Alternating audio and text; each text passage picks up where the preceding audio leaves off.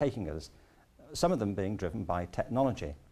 So it is important that we sense the scale of the challenges that education is involved with, and also the need for us to see education as the key to the future. There was a great quote by H.G. Wells, another great 19th century writer, one of the few people to look into the future and see something that has been borne out by events. But he once said that civilization is a race between education and catastrophe. Well, there's some reason to believe he might be right, and that catastrophe is edging out in front a little. But it's not too late to catch up with it if we think boldly and fundamentally about the basic purpose of education and how we meet them.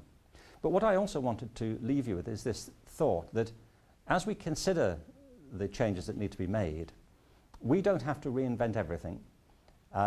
You're standing today, or sitting if you are, in a very long tradition of debate about alternatives to the mainstream forms of education. Many things that I argue for have been argued by other people eloquently in the past and practiced by them. There was a long tradition in what was sometimes called progressive education.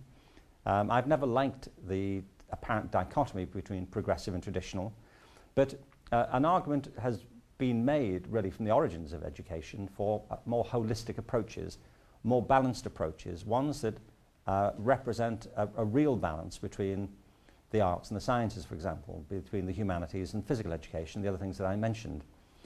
There have been notable pioneers and practitioners from Montessori, Pestalozzi, Froebel, to the work of Piaget, Brunner. The list goes on. Dewey. There have been great pioneers in education, many of them in the UK. There have been wonderful schools. You're meeting not far from one of the most extraordinary schools in the world, which is Summerhill.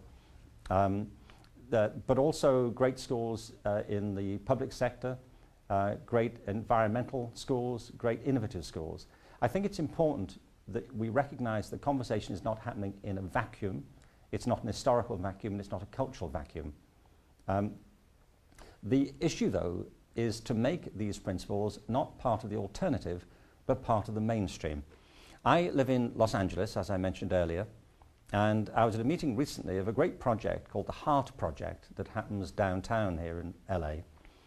And it brought together, this particular meeting, representatives from across the city, the supervisor of the LA Unified School District, for example, which has 800,000 students in it. It's the largest school district in America outside of New York. And we were there to talk about the future of alternative education. What really interested me was this, that the principles of alternative education are designed to re-engage young people with education who've dropped out of it or been failed by it. And the principles are interesting. They're all based, all the alternative education approaches all around the world are based on a personalized curriculum. They're based on an intensive relationship between students and teachers. They're based on group activities and close links with the community.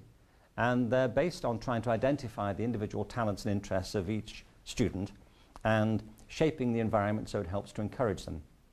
Well, I was saying at this meeting in LA that these principles of alternative education are actually the principles of education, just good education.